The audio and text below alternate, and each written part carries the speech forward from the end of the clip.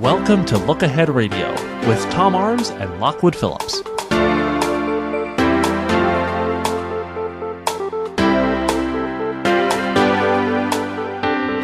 We are in the midst of major changes, not only in the United States, but around the world. And we're going to get some more details about those changes here in just a moment from our on-site reporter, Tom Arms from LookAhead Radio and also LookAheadNews.com. And as always, it's a pleasure to have joining us on the Wednesday evening program, Tom Arms from London, England. And with that, Tom, good evening to you, sir. Good evening, Lockwood. And what's the weather like? We're always interested in knowing if it's spring yet there in London. Not yet, but it's getting a little bit warmer. Now, I'm curious, does the UK or Europe have any kind of a pet groundhog or something of that nature to determine in advance how long winter will last? I mean, we've already got our determination here in the States. What about in the UK or London? Or pardon me. No, there's no Punxsutawney here. Oh. Nothing. No groundhog. No squirrels. No rhinos. No, just a twinge in my left knee. Okay. Well, we'll use that as a good example. The rumor then in your neighborhood, how long will winter last? Well, it starts to get nice in April. Yeah, but this is only February. A really lovely month. May is a beautiful month here. Yeah, but wait a second. This is February. I'm talking about we're going to get through the months of February, which is kind of short, and March. When can you expect the weather to start to warm up? Oh, we'll leave it at that. Well, the grown suffices. I'd say if we're lucky, slight warming in mid-March. All right. I would have thought that still have snow then. Okay. Well, I would have thought that the politics in the United States and some areas of Europe might be warming things up already. And let's talk about the political scene. What's happening there in Europe related to the news in the United States right now? Well, they're following it with great interest, and they're really perplexed. They just don't know what's happening. Trump has caught everyone off guard. He's caught maybe the remainder of the world, but easily 50% of the voters in the United States are not off guard. They're right in lockstep. So that's interesting. So the rest of the world is a little perplexed. The received wisdom was this quote, literally and seriously. That the danger was that some people were taking Trump literally when they should be taking him seriously, and some were taking him seriously when they should be taking him literally. Mm-hmm. When really it turns out they really should have been taking him both seriously and literally.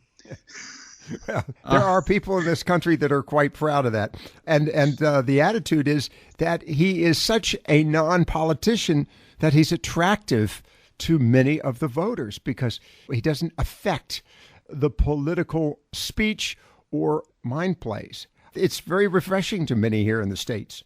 I can understand that, and there are people here who agree with it. I know one chap, a journalist who was editor of a newspaper, and I read his comments all the time because I know him quite well, and he's saying, "Wow, isn't this wonderful? Finally, we've got a politician who is doing what he says he's going to do." But at the same time, it seems as if a lot of people are saying he is just going in and shooting from his hip, full steam ahead, damn the consequences, don't spare the horses, whatever happens, it's just collateral damage. There are a lot of people been affected by his travel ban. And he just doesn't seem to care. It seems as if, looking at it from this side of the Atlantic, it seems as if he really didn't think of the consequences of various things. He didn't think of the consequences on the intelligence agencies. That's the American intelligence agencies. He didn't think of the consequences on the roughly 145,000 people overseas who are either American citizens who have green cards, and he didn't think of the consequences of the effect on American foreign policy or on the constitutional question involving the courts. And of course, now the argument is related to the courts. Do they have the privilege of making the decision when it comes to a topic of, as the president sees this, that's the caveat, as the president sees this, of national defense, because the courts are there to judge law, not topics of defense. And of course, that's the argument from the president himself. Let's look at the other observations in the states right now. And of course, you've been watching the topic of all the cabinet selections, and some questions here now about the role that the Democrats are going to play in all of this. How does Europe see the states right now in the sense of a unified community, or do they see it falling apart? And of course, I'm wondering, have you gotten much in the way of news of the events this past weekend in Berkeley, California? What is the opinion of the events in the states right now in the European community? What are they saying in their papers? Well, it's nothing new in a sense, because Obama had the same problems, in fact, greater, that you had a locked government under Obama's second term, with Republican Congress opposing and blocking everything that he put forward and forcing him to rule by executive order. And so it's not new in that sense. In the case of President Trump, he has, of course, the Republican majority in the Senate and the House, so he should be able to get things through, in theory, quite easily. But if some of his proposals are deemed to be a bit extreme, then you might find some defections from Republicans, and then it becomes a battle between Congress and the president, even though the president's party is in the majority in Congress. I think, looking at it from this side, that and people begin to think that might well happen. It's going to be interesting to see as we get longer into his administration. All right, we're going to get back to this conversation in just a moment with Tom Arms of Look Ahead Radio and LookAheadNews.com. Do want to remind you can join him on his website at LookAheadNews.com. You need to sign up. It's free. And the information, well, it's tomorrow's news today. That's always valuable. Stay with us here on Viewpoints Around the World. Look Ahead Radio will return in just a moment. This is Tom Arms of LookAheadNews.com's expanded world analysis for the week beginning the 13th of February. LookAheadNews.com broadcasts tomorrow's news today so that you can plan to participate. Senate confirmations are over for the Trump foreign policy team. Now down to business. On Wednesday and Thursday, Mad Dog Mattis is in Brussels for his first NATO defense ministers meeting. NATO defense ministers will seek American assurances about the Trump administration's commitment to the alliance. Secretary Mattis said he wants to talk about increasing focus on terrorism. On Thursday, Friday, and Saturday, Mattis will be joined by Vice President Mike Pence for the Munich Security Conference. This year's annual gathering is working under the banner of Post-Truth, Post-West, Post-Order. Meanwhile, the Secretary of State Rex Tillerson cuts his teeth at a G20 foreign ministers meeting in Berlin on Thursday and Friday. This meeting will be followed on the Friday and Saturday by a meeting of G20 central bank governors, including the chairman of the Federal Reserve, Janet Yellen, who reports on the U.S. economy in a statement to the House Financial Services Committee on Tuesday and Wednesday. America's highest-ranking military officer, Admiral Harry Harris, arrives in Thailand for Asia's largest annual multinational military exercise next week. In other defense news, on Tuesday, the International Institute of Strategic Studies publishes its annual military balance. The British House of Lords on Monday starts debating the Brexit bill. The peers have been warned by government ministers that blocking the bill could lead to the abolition of the upper house. Irish Prime Minister Enda Kenny hosts an All-Ireland summit at Dublin Castle on Friday to discuss Brexit implications. The Irish are worried about damage that a closed border will have to trade and the Northern Irish peace process. It is a week for economic reports. One of Europe's most embattled economies, Italy, publishes its quarterly GDP figures on Wednesday, the same day that India, one of the fastest-growing economies, publishes their fourth quarter figures. On Monday, the European Commission publishes its Winter European Economic Forecast, covering the years 2016, 2017, and 2018. Back in Washington, and Canadian Premier Justin Trudeau has his first meeting with Donald Trump on Monday. The meeting is a test of the president's diplomacy as the two men disagree on several issues. The Canadian leader leaves Washington for Europe, where he will address the European Parliament in Strasbourg on Thursday before talks with German Chancellor Angela Merkel. Panama's former dictator Manuel Noriega on Wednesday undergoes surgery to remove a brain tumor. The former dictator who ruled Panama from 1983 to 1989 is serving time for murder. And that was next week's News Today, so that you can plan to participate in the world around you. Stay tuned for viewpoints around the world with myself and Lockwood Phillips. Welcome back to Look Ahead Radio. Here is Lockwood Phillips. Viewpoints around the world with Tom Arms of Look Ahead Radio and LookAheadNews.com. Just to remind you that Look Ahead Radio is heard every Friday afternoon here on the talk station and, of course, at radio stations around the world, literally. And, of course, go to his website at LookAheadNews.com. Tom, we've got some callers standing by. I'm going to go to them, ask them to be pretty brief because I want to move on to other issues, particularly in Europe. I've got to ask you about Greece and Italy. But first, let's go to Walter in Alliance. Walter, good evening. Yes, sir. I've been listening to talk radio on LBC, which is the British radio station. And I'm just wondering, why on earth is everybody in London getting so upset about Donald Trump? Because people believe that Trump is destabilizing the world. Okay, I want to get into that related to the EU in here in a few moments. Walter, I appreciate that. I want to move to Ernie. One more thing. Are the Japanese and the Chinese and the Russians accepting immigrants from or refugees from Syria? I don't know about the Chinese, but the Japanese certainly are not very welcoming to refugees. They never have been. It's always been a closed society. In fact, they have a real problem with that, and it's being discussed quite heavily in Japan at the moment because they have a falling birth rate. Right. And because they have a falling birth rate, they don't have enough people to work in the businesses, so the economy is starting to shrink. And so they're having an internal debate in Japan as we speak about whether or not to start allowing immigrants in. And, of course, this is a problem in other countries as well. But I want to make mention, what about Russia? It's one of the reasons that Angela Merkel was so keen to allow the refugees in.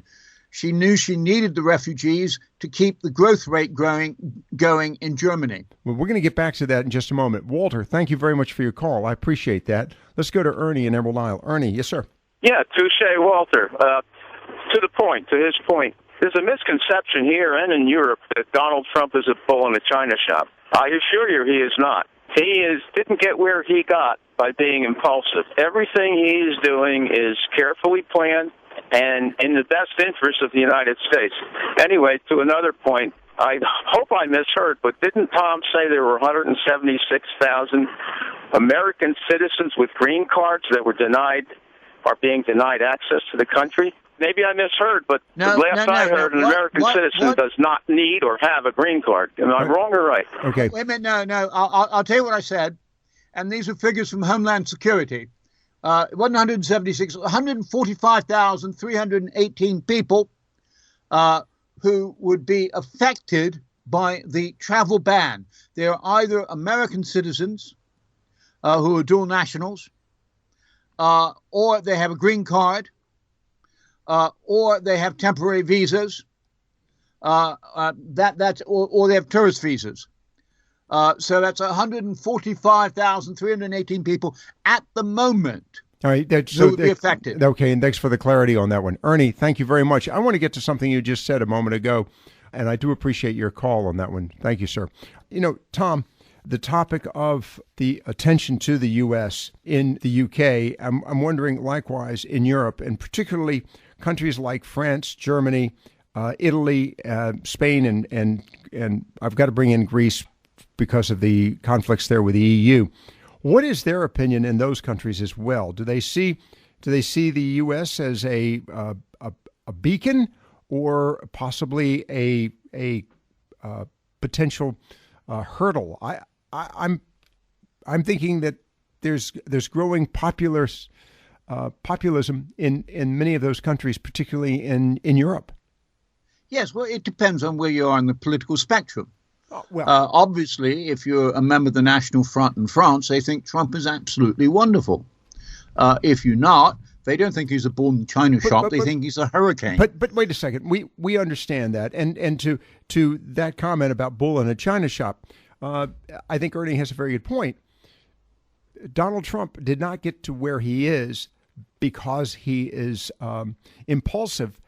He may sound impulsive, but as Ernie points out, he's very strategic in his thinking and does this intentionally. My question, and to your point about where you stand politically, we're seeing a growing frustration, particularly in Europe and with the EU and its management, that has been precipitated, quite frankly, I would argue, and I want to get your observation on this, by the very purveyors of the European Union. They have done nothing to communicate to the individual countries and definitely have passed policies that have been damaging to the economies of the European community. So this is, we're seeing this in France, we're seeing this in Italy and Greece for sure, and we're also seeing growing dissatisfaction in Germany. So, there is something behind that. I don't know where you get this about Germany, but I agree with everyone else. Okay. Well, we've read stories here in the States that Chancellor Merkel is facing growing unrest. Is that wrong? Yes, I do think it is. I think I reported a couple of weeks ago her approval rating is over 76%. Well, that's absolutely phenomenal. The Alternative for Deutschland's support base is somewhere between 12 and 15%. I think Germany is separate from the rest of Europe in that respect. They are very solidly behind the European Union, and the Alternative for Deutschland is really a very small part. It's there. It wasn't there a few years ago. You're absolutely right in saying that. So a small anti-immigration, anti-EU party has developed, which didn't even exist. What? And so in that sense, you are correct in saying that she's facing some opposition. Why is Germany it's very small compared to, say, France, where Marine Le Pen has a good, strong, hard, deep base of about 30% of the population behind her. And that's a big chunk. That makes her a real threat to those who are pro-European in France. Why is Germany so set on the European Union when the UK has... It's history. It's history. What is the history? Well, it basically... it goes right back to World War II and before that. Mm-hmm.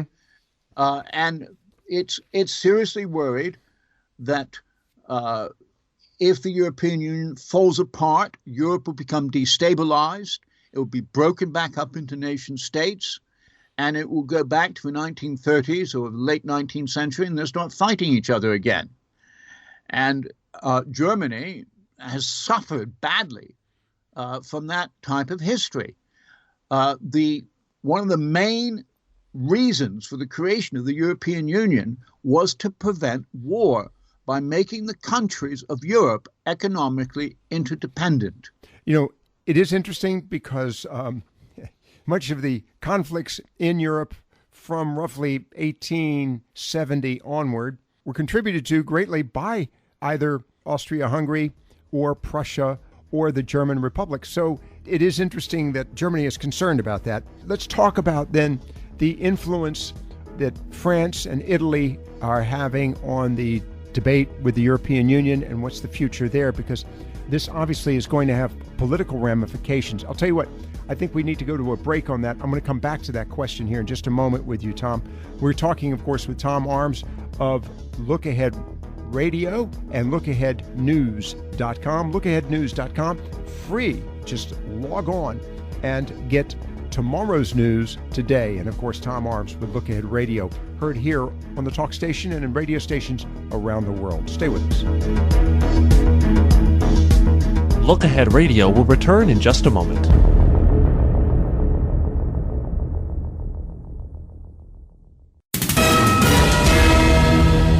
We now return to Look Ahead Radio. Here is Lockwood Phillips. Viewpoints around the world with our co-host and in-the-field reporter, Tom Arms with Look Ahead Radio and also LookAheadNews.com. And as always, to remind you, you can sign up for his blog, LookAheadNews.com, free. Do so you get tomorrow's news today. Tom. Lockwood? Yes, sir. Can I just pull you up on something you said earlier, and that Trump has a clearly defined plan. And I'm hearing the exact opposite from American diplomats in Europe and also intelligence people who are saying, as far as they're concerned, they can't see he has any plan at all. Okay. And that he is, instead of helping to combat terrorism, that what he's doing is actually creating the possibility that there will be more terrorist attacks. For one thing, on the intelligence side, most of our agents in the Middle East are in the very countries where the ban is being imposed. Now, the arrangements they have with their operatives there are that should they ever be rumbled, they'll be pulled out and given sanctuary in America along with their families. Now, they won't be identified as having been American agents because that would put their lives in danger. But you know, under Trump's travel ban, it's been clearly said that won't happen. So you're going to lose.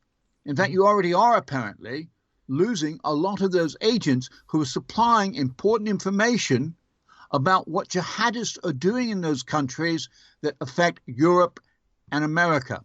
Okay, I do want to make mention of the fact that this has been a frustration with the Department of Defense when it came to those in Afghanistan and definitely in Iraq who acted as interpreters and guides for U.S. Troops.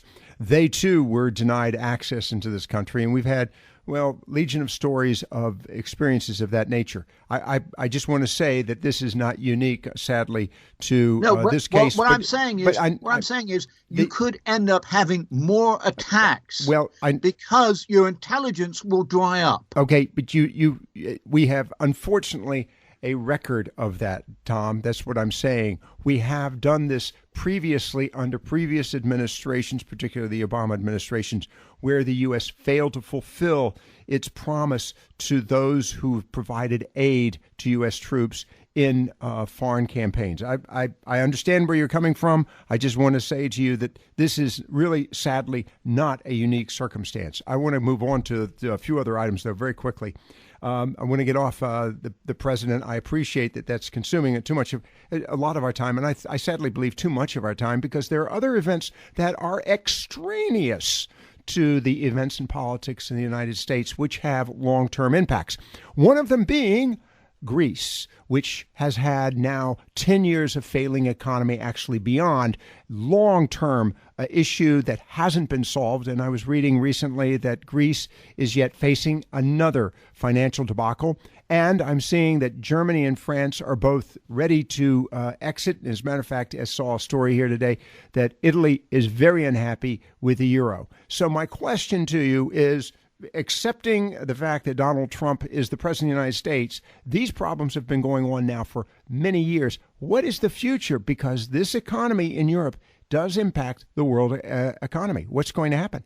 It's really up in the air. And I have to bring it back to Trump, because if you want the European economy to succeed, the United States has to give it political support. Well, it did. It did so 2 years. It did so 2 years ago, Tom. It did so 2 years ago, and now we have the European. We have the UK leaving the European Union, Brexit. That was done prior to the election. We've had problems in France and the problems in Greece long before the elections in the United States. Why do you keep focusing on the events in the U.S.? These are problems that are ongoing. Because they have important They have bearing on it. But they have bearing. What's being done in the United States now is only exacerbating the problems in Europe instead of helping them. This is. I'm sorry. I'm speaking to an American audience. I'm not speaking to a European audience. Yes, it's absolutely true that what you're saying is that Germany in particular is not doing enough because it has its domestic audience that it has to think about. Why should Germany do enough to help the economies of Greece and Italy? Wait a second. Why should Germany? Now let's just take the defense of Germany. Why should Germany? It's important. It's important for Germany. It's important. If it's important for Germany to have European unity, then it has to pay the price of that European unity by helping the countries that need economic help, financial help. What is the? All right, you're there in London. What is Great Britain doing to assist? I mean, it's great that Germany and the United States are the ultimate arbiters of this, but it seems to me that the UK, that France, that the Netherlands, name the country, should be playing more of a role in this as well. Okay, the UK is not doing that much because it is not part of the euro. It has been, I think last year it provided £8 billion or $8 billion or euros to the support of the Greek economy, which is only a fraction of what was being offered in support by Germany, France, Holland, etc. How much support is offered to Greece and Italy is determined by the size of the economy that's in the euro. As I said, Britain is not in the eurozone. Right. All right. So the countries that are in the eurozone would be giving the bulk of the support to supporting the Greek economy as long as Greece is in the euro, which is the reason why Greece doesn't want to pull out of the euro. Okay, Greece does not want to pull out of the euro, but Italy does. Italy does because it needs to give support to its banking industry. Its banking industry is heavily overextended. And under the euro rules, it can't do that. All right, let me shift gears here very quickly, and because there are two other players in this, and we've got to get to these here in a moment because we've got to take another break. One is Russia. What is happening in Russia? Obviously, we have President Putin, who is attempting to flex muscle, yet the economy in Russia is not all that strong. And the other aspect is what's happening in the Middle East, and what role might these two centers of politics, military, and economy play in the European economy? Well, starting with Russia, I mean, Russia has become, once again, an authoritarian government.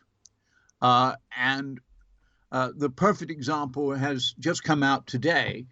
There's a chap called, I think, Alexander Navalny, who represents the largest opposition political threat to President Putin, who's up for re-election in a year's time. When he ran for mayor, I think last year, he managed to get mayor of Moscow 25% of the vote, which was quite extraordinary when you think that he didn't own a single newspaper. They're all owned by Putin. Right. Okay. So today he was found guilty of embezzlement. And he was found guilty of embezzlement and banned from running from office for at least a year. So he won't be able to run against Putin in the elections in a year. It is generally seen as a stitch up. Okay. Now because only a few weeks ago, the European Court of Justice awarded him $50,000 because he. So what you're telling us is that Putin is continuing to consolidate his influence and power. I've got to go to the issue of the Middle East because this is a big story, but I want to take a quick break. We have further evidence of growing military strength on the part of Iran. And I'm just curious, with the concerns in Syria, the Russians have put a lot of treasure into the Syrian campaign. What is the future? and how are they going to pay for it? And then somewhere in there we can talk about Israel. Stay with us here on Viewpoints Around the World with Tom Arms. Look Ahead Radio will return in just a moment. Observations of an Expat by Tom Arms from LookAheadNews.com. What is Trump's aim? All right, he's answered the question. So has his press secretary, Sean Spicer. It's the slogan on the baseball cap, to make America great again. But for the life of me, I can't understand how he's going to achieve that aim, especially as America already is the world's only superpower, produces the lion's share of the world's wealth, and has one of the world's highest standards of living.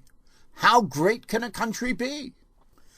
Setting all that aside, how does the slogan translate into policy? What is required in the Trump playbook to re-achieve American greatness? After a roller coaster 3 weeks, we're getting an idea. Trump's Great America is a non-renewable, energy-powered industrial monolith churning out yesteryear's manufactured products behind a metaphorical and physical wall of bricks, steel, and tariffs. Trump's Great America is paranoid and xenophobic. It bans highly skilled, entrepreneurial, and hard-working Muslim immigrants for fear that the Judaeo-Christian culture cannot compete against Islamic fifth columnists who worm their way into the dishonest media and government.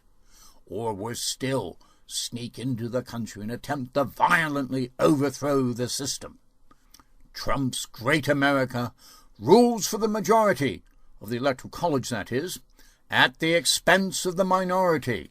It disheartens, demoralizes, and undermines the judiciary, whose vital role is to ensure that constitutional protection is provided to everyone rather than to just those who voted for the winning candidate.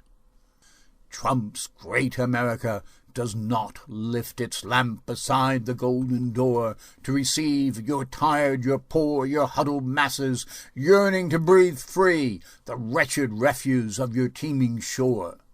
Trump's America is one where its leader does not have to bother with accepted norms of civilized behavior, the annoyance of paying taxes, and can use his office to urge citizens to buy his children's products.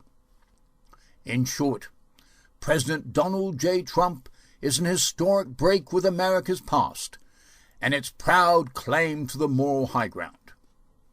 But such an obvious descent has consequences. Some of them the reverse of the intended effect.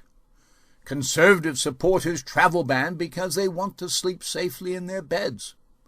The fact is that there are very few Americans killed by Islamic terrorists. Less than 1/3 of 1% of all the homicides in the United States. There are several reasons for this.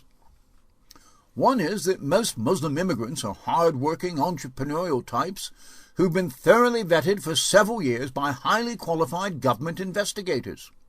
For some time now, it has been extremely difficult for Arab Muslims to enter the United States. The ones who make it do not want to queer the pitch. Next, as an astonishing 1,000-plus American diplomats have made clear in their dissent letter, the travel ban will only increase the likelihood of violence because it will act as a recruiting sergeant among American Muslims who find themselves marginalized and attacked by the leader of the country in which they have chosen to live. It will also damage political and security cooperation with moderate Muslim countries. Furthermore, one of the main reasons that there have been relatively few jihadist attacks on U.S. soil is the intelligence agency's success in spotting and stopping terrorists on Arab soil.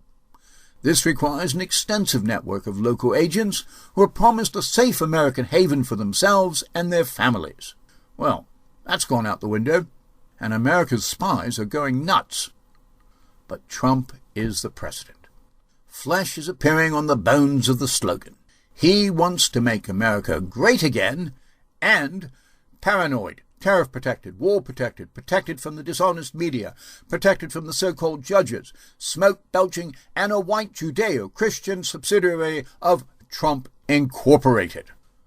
I think we will need a bigger baseball cap.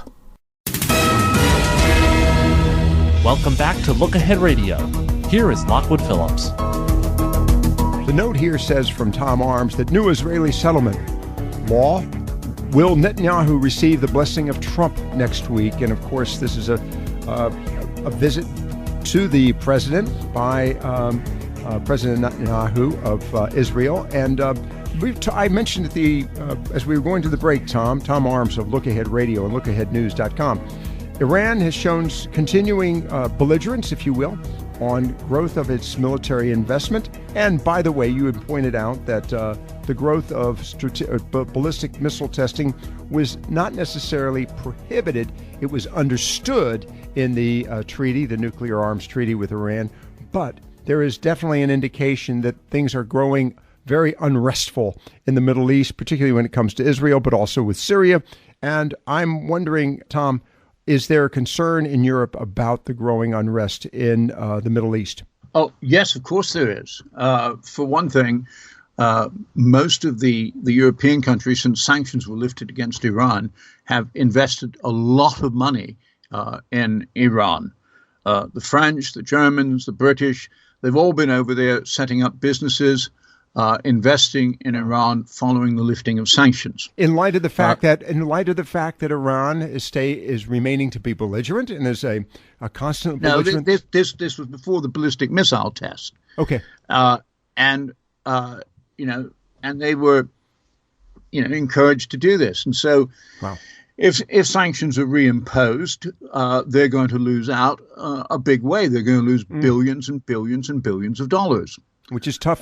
It's tough in an environment where the economy is just now beginning to recover. All right, let's talk about the role of Israel in all of this. And of course, you mentioned the growth of additional, settlements in Israel, which, by the way, President Trump admonished Mr. Netanyahu, saying that additional growth was not in the best interest of peace in the Middle East. I hadn't heard that. That's very interesting and very encouraging.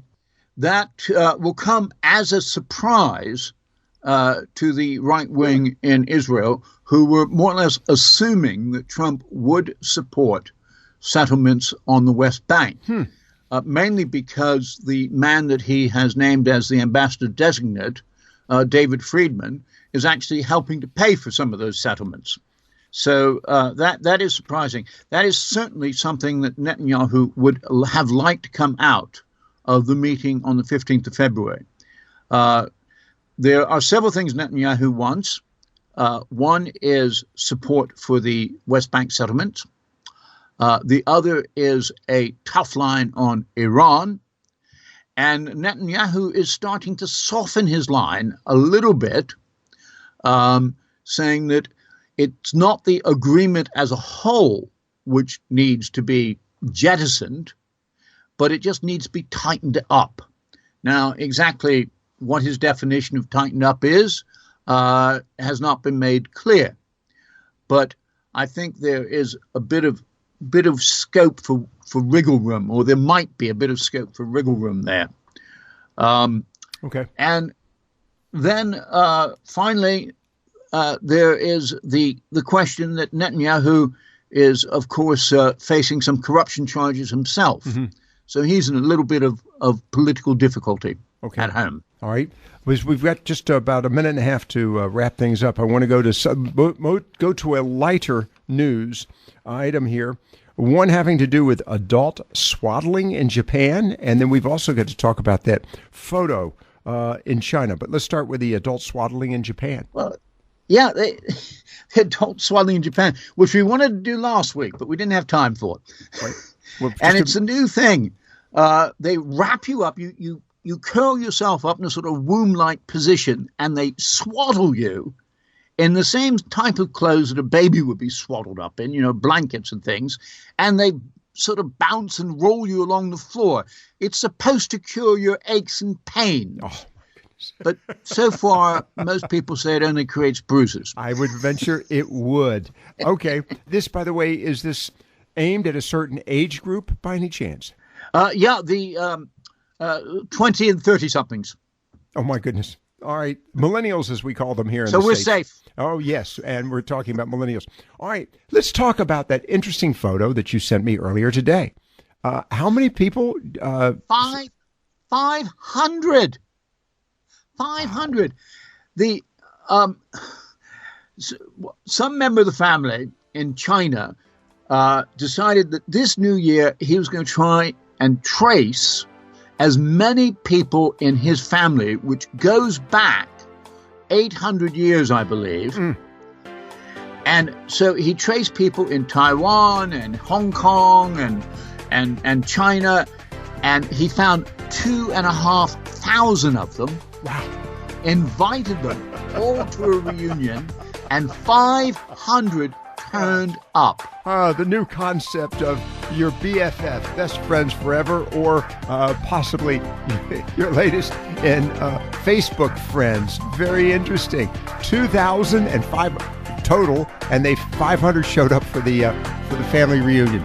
All right, Tom Arms of LookAheadNews.com. I love that. LookAheadNews.com and Look Ahead Radio. Look Ahead Radio is a production of the Talk Station.